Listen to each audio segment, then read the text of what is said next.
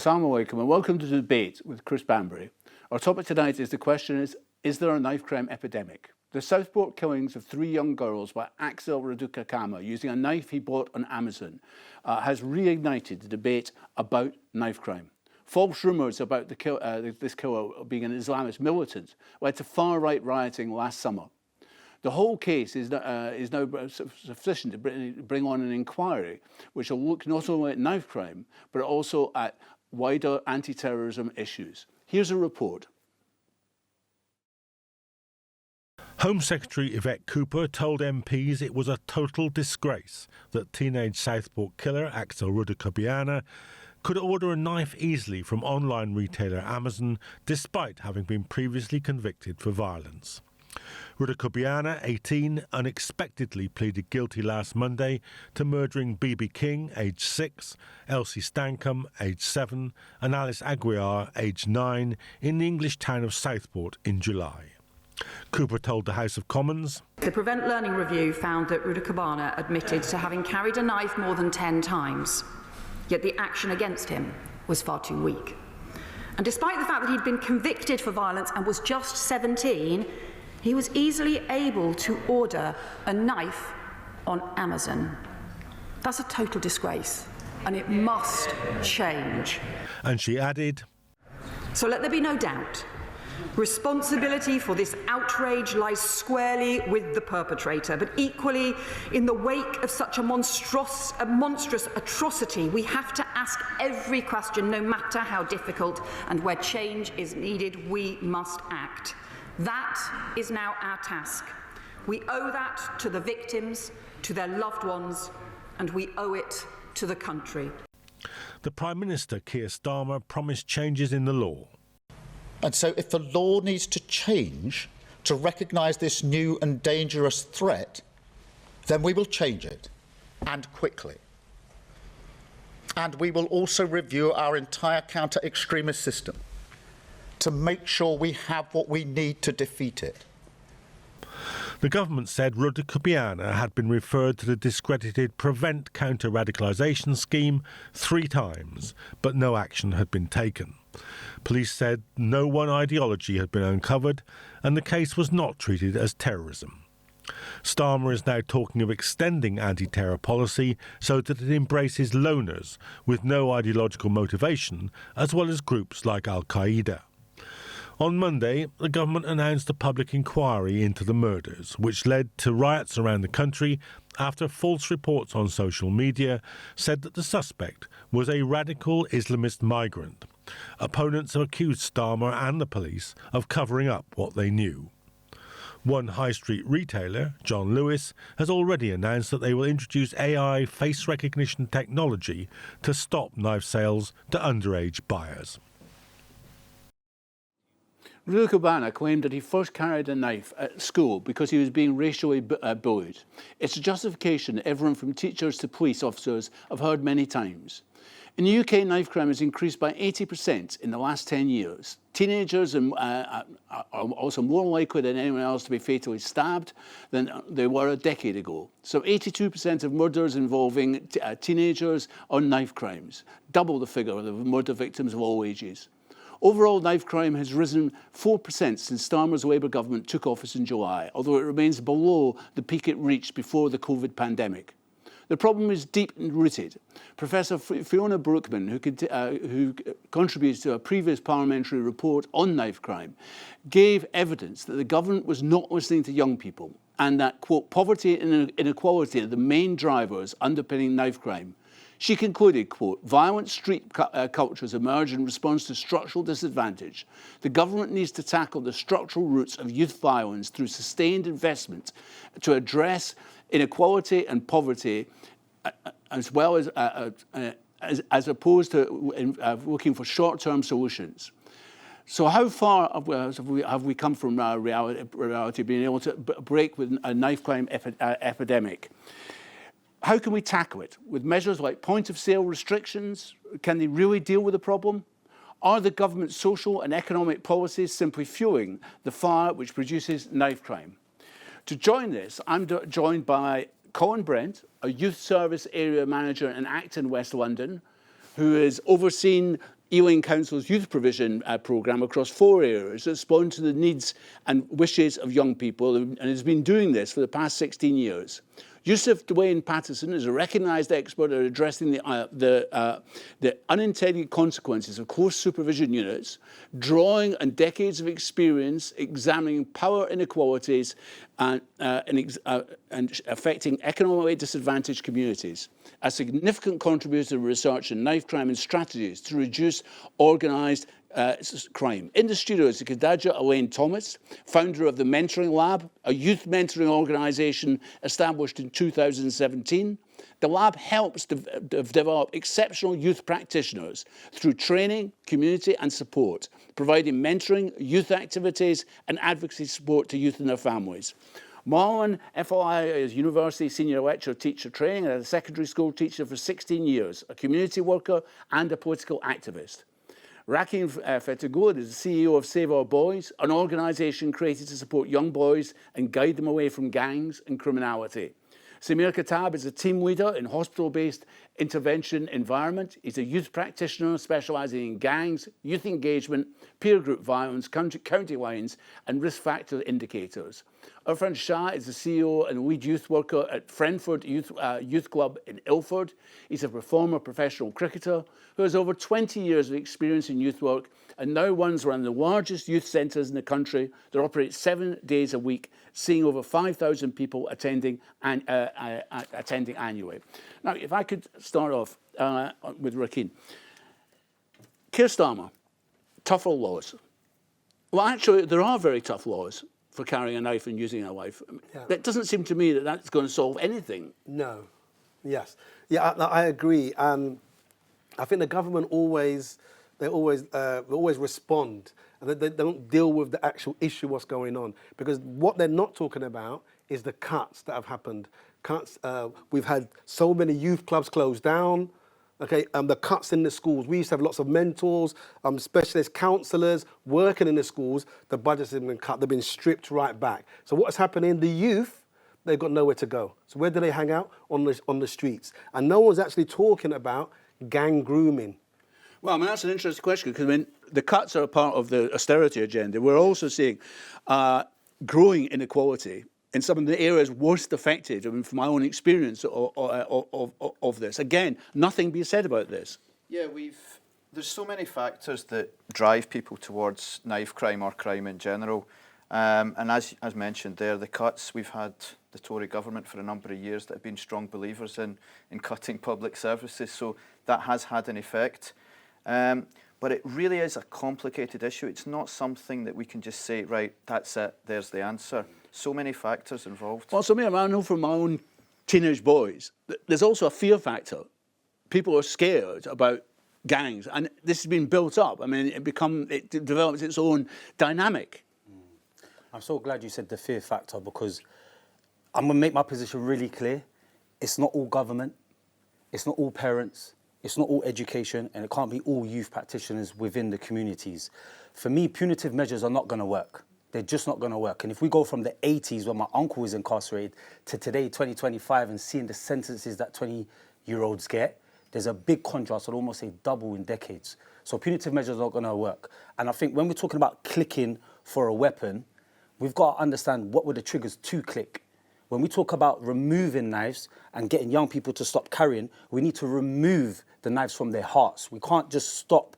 You know, it's amazing when you showcase the knife sweeps that you've had in our local London boroughs. It's amazing.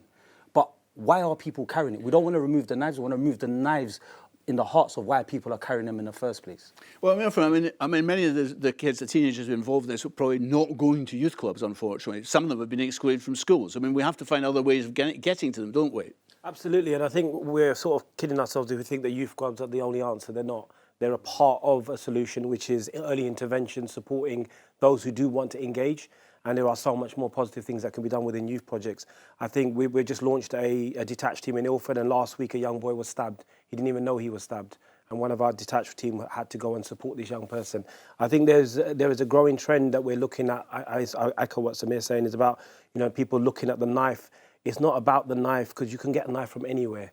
So you can keep putting in Amazon and caning every person that sells one, but the fact is a problem of why they're carrying and a deterrent of why they're doing it. But we need to get to them early and find out why it's happening. We need to support, and we do need to make life and the streets much more simpler and more safer. People need to be able to get on a bus and feel like they can wander and go places without chaperones, without having to phone their parents every 30 seconds to tell them where they are, how it's happening. And don't forget, there are many children in care who do not have the support.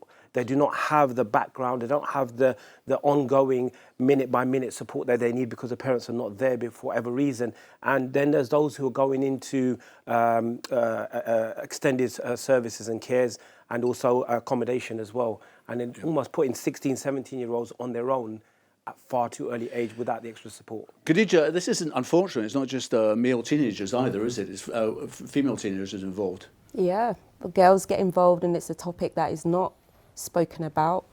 You know, vulnerable young people will be influenced to other people who are vulnerable because there's a voice there, there's a shared experience there. Many young people feel isolated from mainstream. I mean, even here, and I say this humbly and without any disrespect, but there's no young people here on the panel where we're speaking about young people. So I hope that I will try and speak for young people and say that they're left out of the conversation. But they've got the solutions to the issues, and they know more about the issues than we do because they experience it every single day.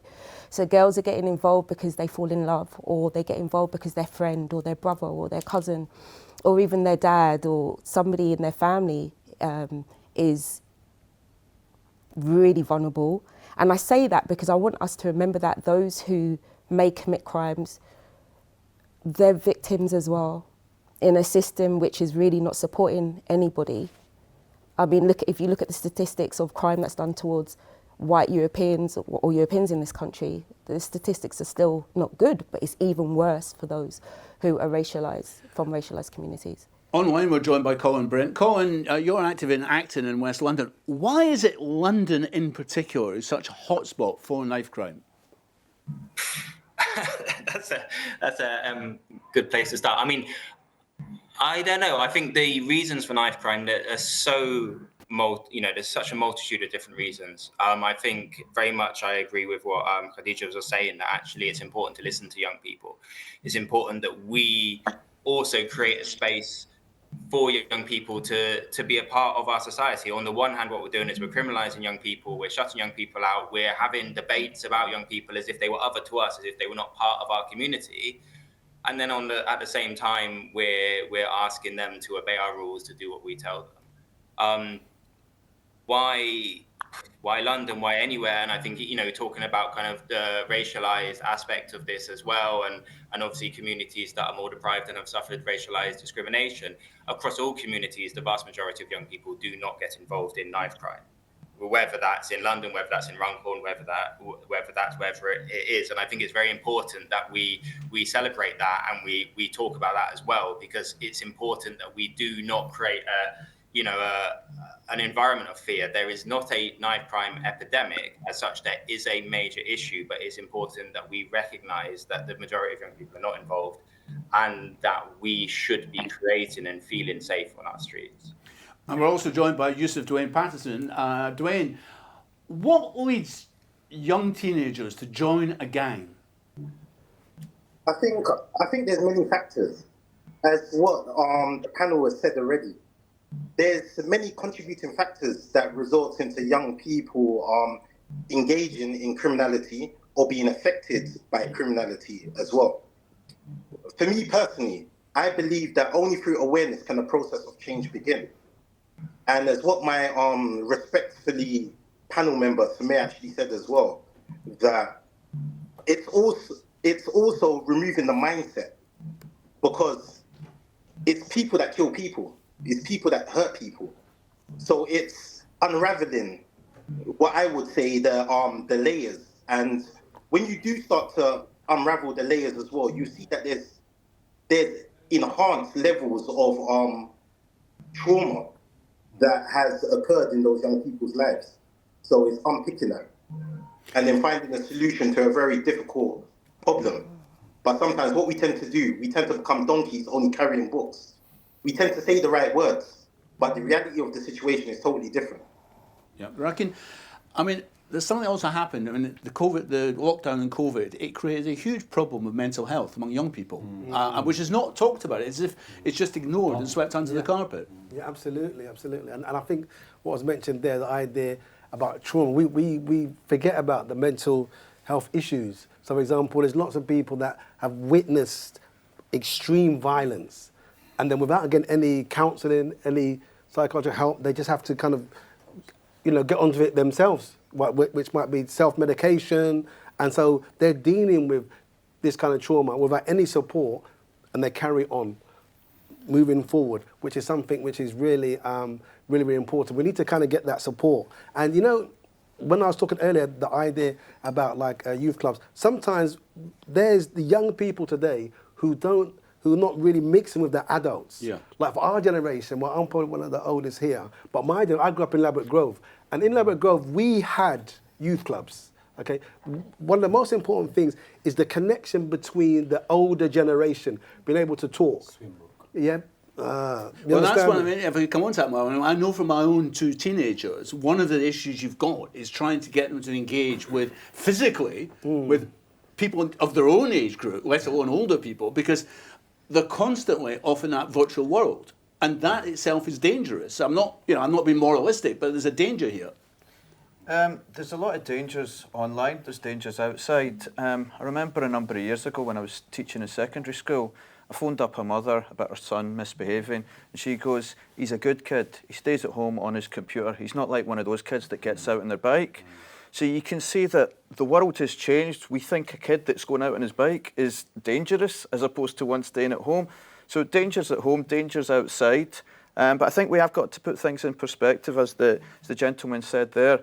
Majority of children do not get involved in crime. So I think we've got to remind ourselves about that as well before we take an extreme viewpoint on this. I mean, Samir, I remember, actually, you mentioned while we were in Queen's Park area, there was a very bad problem in Knife Club.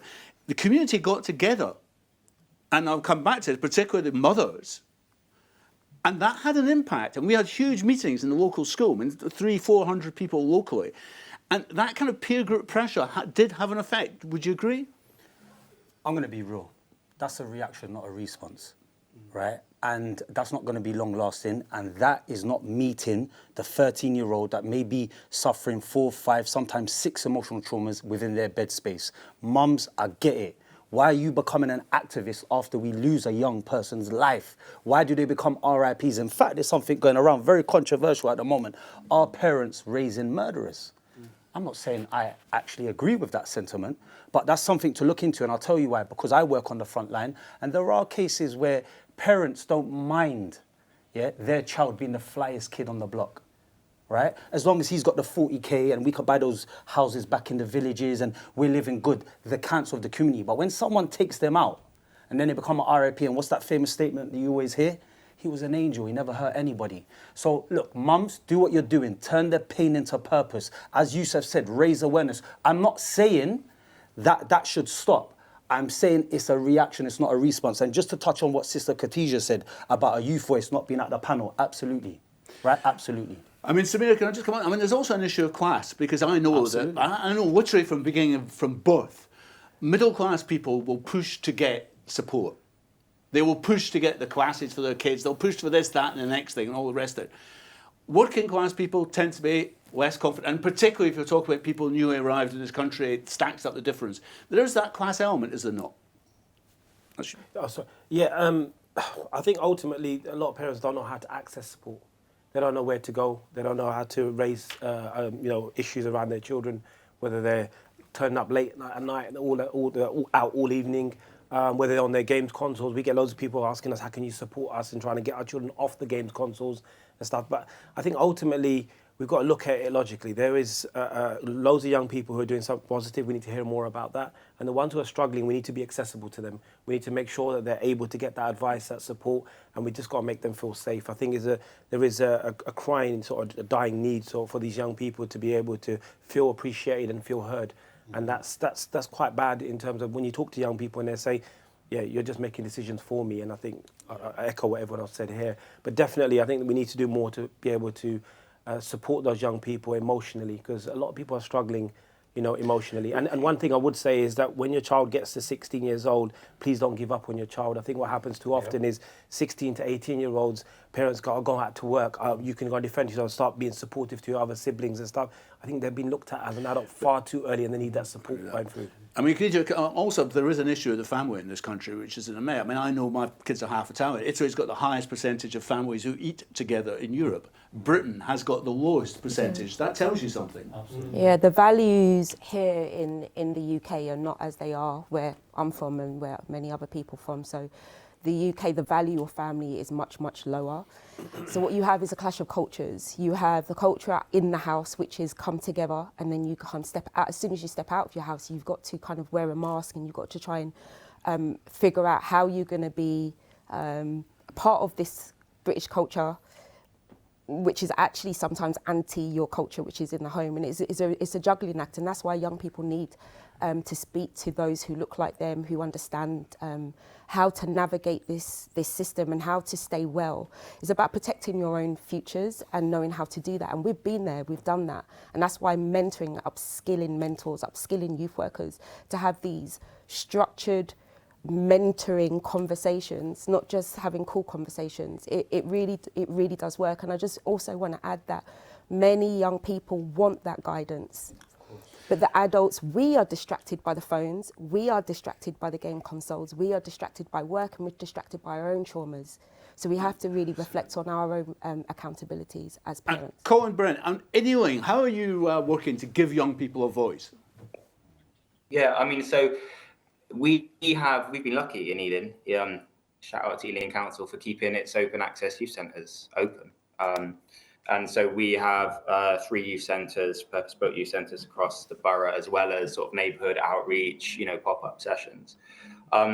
There's lots of different ways to give young people a voice, and I think the main thing is to be alongside them. Traditionally there's been kind of youth councils and youth forums and the like, but they have tended to attract more the young people who are interested in putting something on their UCAS form, who are not necessarily representative of all young people. And we are very wary of, I'm certainly very wary of repeating the potentially failed democratic systems that we have nationally on a local level with young people. And so I think the main thing is to create spaces where young people feel comfortable to talk to us. They feel comfortable to engage. As Khadija say, as young people leave the home, they are often now negotiating very, very complex realities, and often with no one alongside them to do that with, no one to talk to, no one to say, look, is this okay? Is this not okay? I mean, Dwayne, just before we take a break, can I just ask you, I mean, there are very few people in authority in this country who young people look up to with any degree of respect, aren't there? Yeah, of course. It comes down to, I think Khadija mentioned it as well, is relatability. Because why? Relatability builds trust. Trust brings on engagement, and engagement has impact. So what sometimes tend to happen as well, you have individuals that are not relatable, but they're talking on behalf of a community that they themselves don't even understand. So this is where there's massive not only contradictions, but there's massive confusion that is actually happening. And those that do have the ability to at least bring the kind of awareness, to bring some type of change, because we like to articulate the problems, but then people struggle to say, then what is the solution? Okay, Dwayne, sorry, we're going to have to stop there because we're going to have to take a break. But please join us again after that debate to continue to discuss, is there a pandemic of knife crime in this country?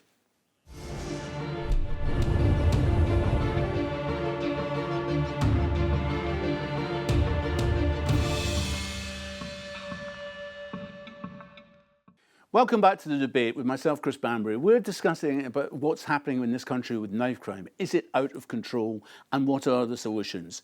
So let's continue this session. Rakeen, we heard in that mention of the Prevent programme. I have to say, as a former chair of school governors, my heart sinks every time I hear mention, given my own experience in a primary school in inner London, of Prevent. Absolutely. Yes, I have a problem with Prevent. Even as a secondary school teacher, it's problematic. And it shouldn't be used anymore. We know it's Islamophobic, and it shouldn't be used anymore. But the most worrying thing is that it's still there. And like prevent is so problematic because even, you know, it says concerning things like, for example, if you see like a Muslim child start growing a beard and having a phobe, right, you need to report. If you see a child who is reading the Quran, you must report that. If you see somebody going to the prayer room, and all of these are signs of someone who's getting closer to Allah. See, it's quite interesting, Marwan, because, again, in my experience in North Westminster, one of the so-called Beatles in Syria was there. He became radicalised, but he didn't become radicalised because he was reading the Quran. He became radicalised because of the contacts he made, not because he was studying Islam. And in fact, he was given a version of Islam which was just way off the wall. So, I mean, growing a beard, reading the Quran, these aren't symptoms of, how you're going to become a murderer. Yeah, the problem with the prevent strategy, well, there's a lot of them, but one of it is they say changes in behaviour. And when you think about it, we all go through changes of behaviour. Well, especially as a teenager. Yeah, what teenager doesn't go through changes of behaviour? The problem is, I think, it's going to need someone to actually say, let's forget prevent. The concept of prevent is fine. The idea that we try and stop people before they reaching the point. But in application, it's not worked. And I think someone just needs to say, you know what? Let's start afresh. Let's listen to the people. There's been so many cases where people have gone through prevent and it's actually made them worse. Yeah. And also the other thing is, prevent should be a supportive measure. If I find out that my child's been referred to prevent, I don't think, okay, they're going to help. I start worrying. I start worrying about myself. Start worrying about my job. Am I now going to be looked at? So it's lost confidence in the community, and I think it's time, new start, something new. Well, it's interesting because it's looking at as if Islam is the problem, when in fact Islam could be part of the solution. Brother Rankin said, all of these changes of behaviours are getting them close to Allah. I would actually say they're also becoming better pillars within the community, right? Where they're refining themselves, they're getting in touch with their identity, which is lost on quite a lot of youth today. But look, I've got nothing good to say. I've only heard family after family get torn apart. I've seen things as innocent as young people playing the computer, being overheard that the bomb is in the house, and we're talking about Fortnite in particular, and the word bomb has tore a family apart. I've seen schools in my local area from the neck of Lewisham, South London, closed down because they could no longer deal with their audits and give an alternative. I've got nothing positive to say about this strategy, and again, as Brother Marwan alluded to, these things are in place to prevent, the word prevent. Young people sometimes fall into gangs, but when they're marginalised, they can sometimes become radical and join radical groups. We understand your existence, but you don't have no one from the community on board. And this is only going to work. Government can't tell us what to do and write up policies and follow. It's community-based, professionally led. If you don't have the community, then keep it moving. And I don't know any member of the community that buys into what Prevent does. Well, do you have the community in your area, do you think? A strange one. I think we actually have a programme that is funded by Prevent. It's a football programme, and we got involved in it because the local Prevent officers in Redbridge actually do care. They're very, very unique from what you hear about. But ultimately what's happened is that we've limited the access they have to us and the young people, which is not great for them. But that was always what we said at the outset. We're not going to play your game the way you want to play it. And we're honest about it, and I'm sure they'll be listening to this afterwards and saying, what have you done? And what's happened now is that the Prevent strategy now has been taken back over by the Home Office. So the message I got was, hey, Home Office want to talk to you. So I said, we're not, as of 31st of March, we're done with you because we don't want to play your game. We tried to give you the benefit. However, I would say that we're currently dealing with a case of a young lad who's been referred, and now he's been charged under the Terrorism Act. We are now supporting him, and without our intervention and our connection with the Prevent officers, we wouldn't be privileged enough to be able to support that child who's actually currently waiting a trial, which could take up to 18 months. And that means him sitting at home, being isolated, and there's only one way this is going to end. So I said to them already, we've got to find a solution to this. We can't leave that boy hanging on this. But that's the negative side, which everyone's talking about, the Prevent. But as soon as you hit a child with the Terrorism Act, which is what they've done, you can't support them anymore. You've almost isolated them from society. So I think they've just messed up the whole and skewed the whole process, and it's actually not going to work. Well, Khadija, I mean, prevent is negative. We need positives, don't we? We need positive solutions. And we're not hearing any of that from Keir Starmer or Yvette Cooper or anything of that. It's the same old thing before. Tougher sentences, blah, blah, blah, stopping people selling knives. We're not hearing those positive solutions. That's because you're not hearing us. We know the solutions. We've been working with our communities for decades. I've been in this sector for over 25 years. And we include the communities in how can we support localised issues. Every ward across the country that you go to will have different issues pertaining to knife crime, and different groups of people will want to deal with it differently. When I say different groups of people, I'm talking about the communities that the community makeup. Things will work in Hackney that probably might not work in Lambeth. It's not a kind of a blanket solution. So you have to listen to us. We're the experts. We are the professionals. And not only that, we go above and beyond to support families. And that's where the training and the skill and the funding to do that is really, really important. Like, we need to be protected in what we're doing, and we need to make sure that we're okay and our services are good to be able to do this work. And then you'll see the improvements that is needed and required in this country. I mean, Colin, Brent, I mean, you sound as if you're lucky in Ealing that you have got those resources there. That sounds quite exceptional, but it does make a difference, doesn't it, Colin? Yeah, I mean, I think everyone on the panel is obviously saying there is not a single solution, and none of us are standing up and saying do this and this will stop knife crime. But I think that it is important that there is a myriad of different solutions. Youth work and having spaces with young people where young people can come and be and experiment and make mistakes and learn from those mistakes, and alongside trusted adults, is really such an important part of that process.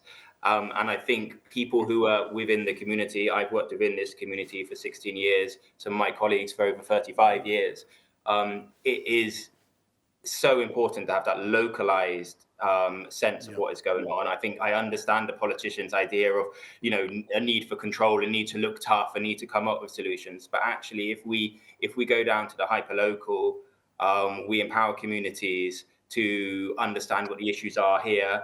As Khadija says, it's so different in different communities. The reasons, the history, it might be down to a particular incident that happened, a particular murder, a particular young person, a particular group of people who are in prison, out of prison. There's so many different things going on. And it's only when we actually work at the hyper-local that we can really start to make a difference. If we're making broad sweeping statements, which basically turn people against adolescents, then we're not going to solve the problem. I mean, Dwayne, if I can ask you this, I mean, it's now, well over half a century, 3/4 century since Windrush. But the stereotypes against different communities, I'm thinking particularly of Afro-Caribbeans, those stereotypes are still strong and they have a very detrimental effect. Yeah, definitely. One thing that I would like to mirror what Dr. Umar once said as well. He spoke about economic castration to miseducation. Yeah. And I totally agree with this concept, because what does he mean by this? Okay, miseducation. What tends to happen as well, that we put our children in institutions, education facilities that do not understand us, choose not to understand us, do not care. And then what happens? The young child or person shows potential, but to them, they look at it as, they're being disruptive. They're then excluded. They reach a certain age of maturity and understanding, and now they're involved in the working world, but they don't have the qualifications in order to achieve the job title, because this is what they measure you by, your qualifications. Then what happens? That's economic castration. So then, so we say that from education to prison, there's a pipeline. And sometimes this is what you're actually witnessing as well. So it's a sad state of affair. Of course there is social stereotypes. Rakin, I mean, the education system, the school system itself is now driven by that exam system. It's not, and success is success. Those who are not successful are just simply left behind. Yeah, absolutely. And also, when we're thinking about like what our last person just said now, when we're thinking about there's a correlation between being permanently excluded, going to the units, ending up in gangs, and ending up in prison. There's that correlation. That's what it was talking about when it said the school to prison pipeline. So in schools, yes, there is a focus on like just exams, focus on exams, okay? And to be honest with you, yes, we do need exams to do well. But, you know, other students who might not be doing well in maths, English, science, we can push them to other things. You know, the softer subject, which is really, really important, so they can do well, you know, in other things, so they can have a future. Because something that hasn't been mentioned here is that we have a lot of young people, okay, one thing that hasn't been mentioned, they want money. They're watching society. The society around us is that they respect people that have money. So what is happening that if you leave school without good qualifications, right, but you want money, then you see mama on the corner who's driving the latest Beamer, okay, and he says to you, look, hold this for me. Right, and like here's the one for you. Just put it under your box. Don't say nothing. And every time you're giving him money, and he's like, my mum can't even give me this. This is an area that we're not. It's an interesting argument because I grew up in a Scotland where there was working class communities who were communities with jobs and good jobs, even if you weren't academic. Yeah. We destroyed that, and we haven't given an alternative.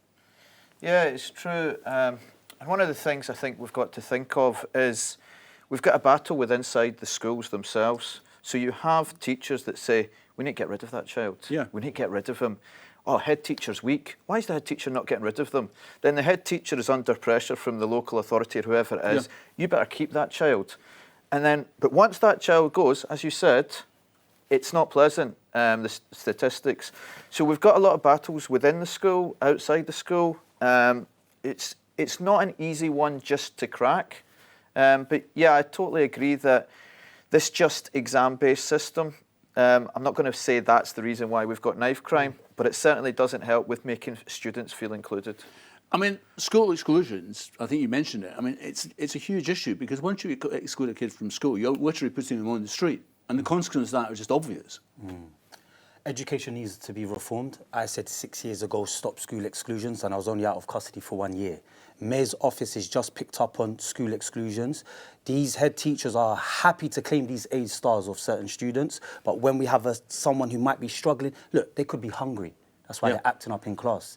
They might be struggling with the language that you're delivering within that place. You have 30 young brains that are functioning at different speeds to one teacher, yeah?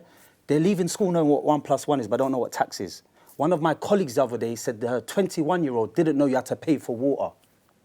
And not only that, we mentioned mental health here as well. What coping strategies are you teaching our young people in school so when they do come out or they struggle with a relationship or they struggle with certain finances or their specific circumstances, what are we actually teaching? And Dwayne actually spoke about it as an institution that definitely needs to be reformed because it ain't working for our young people. And exclusions builds time that starts to get them marginalised. Mum's just trying to put food on the table and you're giving me my homework through the letterbox. That's just not how it works. And to be honest with you, it's where it all went wrong for me in year 9 when I was excluded and I gave the middle finger to my education system and I just started to just live a life on the street that eventually led to a life sentence. So it's not a joke. We need to get educated. I didn't say it was all government. I didn't say it was all education. I didn't say it was all parents. But education, what are you doing with our young people for 8 hours? What are you doing them for then go on to spam them with homework that takes them away from their parents and the activities that they may like? We need to start gearing it up to young people that may excel and do something towards this country in a different capacity rather than being judged by a qualification. Well, I mean, as a school governor, I remember we were dealing with kids who were coming to school without breakfast. They weren't getting a proper diet. Kids who were living in overcrowded conditions, were doing homework was really difficult, didn't have access to a PC, a laptop, and that was now necessary in terms of education. Again, none of this is really talked about in Britain in 2025. Yeah, I think there's too much to deal with. We're dealing with so many different problems, and you go into schools now, and I listen to school teachers. I sit on some education boards and stuff, and I'm always the one picking my hand up and just objecting to more things thrown at school kids at school, more assemblies, more people going in and giving more sex education, knife crime. They're trying to teach the whole life in school with people who are not educated enough to be able to deliver those. Teachers are there to deliver education. Okay, let them do what they need to do. There needs to be other avenues for these young people to learn and gain qualification, etc. I echo the brother over there.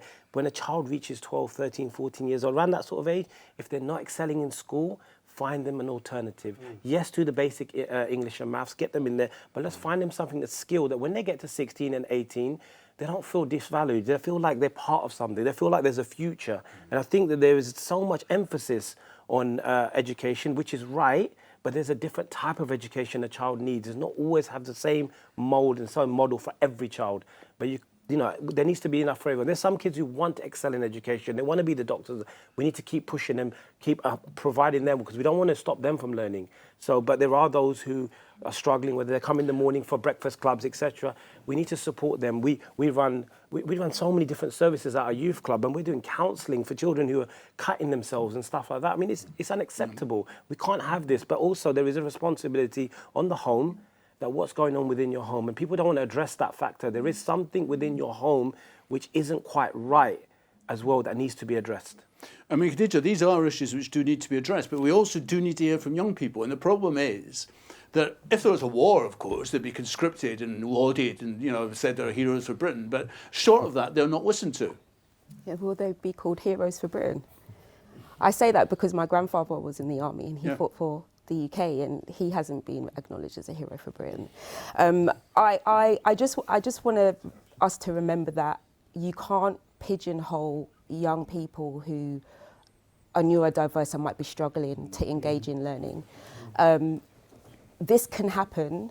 Knife crime can impact anybody, and every parent needs to be vigilant. And from a young person is in primary school, like literally year 3, year 4, you're having conversations about how a child can stay safe psychologically and also physically as well. They need to understand what safety looks like. We have to have really challenging conversations, even about the police. How are we having conversations with the police or with someone who can speak to the police on your behalf if you're not safe, if you think something's going on? So I'm sorry to kind of digress from your question. Colin, I mean, if I could turn to Colin, everyone's going to get 30 seconds now. One thing, Colin, that you would say, one thing which would make a difference here. I mean, as I said, I don't think there is one thing, but I think the most important thing is to have is to fight for a more equal society, and to fight for a society where everyone's voice and everyone's experience matters. Certainly, if you look at the school system, we've literally outsourced our education of young people to academies who are often international companies. And I'm not saying they don't care. I'm sure some of them are wonderful, but they're not often not part of the communities. And so actually it's so important that localized... Sorry to cut you off. If I could turn to Dwayne, your priority, Dwayne? First and foremost is I would always say Islam first and foremost. I'm a Muslim. This is what I represent. This is what my foundation is. But I also understand that not everybody has the same belief system as us. So I would say first and foremost is only through awareness can the process of change begin, because there's many people that are literally sleepwalking. They become zombified. Okay, Rakeen, your 30 seconds. Right, okay. Schools, first of all, should be doing managed moves. So instead of sending them to unit, you move them so they get support in another school, and then also protect the most vulnerable in school. If someone is really close to parent exclusion, keep them in school. Don't let them leave, because, you know, outside is deadly. Marlon? I think we need to have an open conversation. We need to be able to listen to ideas that we might initially think, whoa, that doesn't sound right, and we need to stop playing politics. Let's all work together. Samir? Combination of two things in 30 seconds. The integral part seems to be between 12 and 16 years old. Education has to be reformed, most definitely. When we talk about £120,000 to keep a young person in HMP Feltham, 30 grand to do a degree, then that's showing me that only the rich will survive. So when we talk about opportunities, let's talk about accessibility, because we don't all have the same starting line. And again, as Sister Khadija alluded to, which I think is very important, youth voices need to be at the table. Irfan? I think there's a lot of investment that goes in between 8:30 and 3 p.m. During the day. There's more investment outside of school hours. There needs to be a whole reform about what is needed in the community, and there needs to be a bit more of an open discussion about things. And young people have to be at the forefront. And Khadija? Just some tips for parents. Life is all about ups and downs, but if there's continuous issues in schools, if there's continuous issues in the home, if there's continuous issues that a young person is having in their friendship group, then get them connected with someone that they can talk to, even if it's a youth worker, somebody in the community they can talk to because they need guidance. And actually that's the moment where they might go astray, and that's when other people can come in and take advantage of their vulnerability. So stay close, know what's going on with your child, and don't let go of them like ever until maybe they're, 31. Okay, thank you very much for a really interesting discussion on a hot subject of knife crime, which I'm sure many parents, many children watching this, many others will be concerned about given what is happening on our streets. Can I thank you for watching the debate this evening? Join us again, please, for the debate.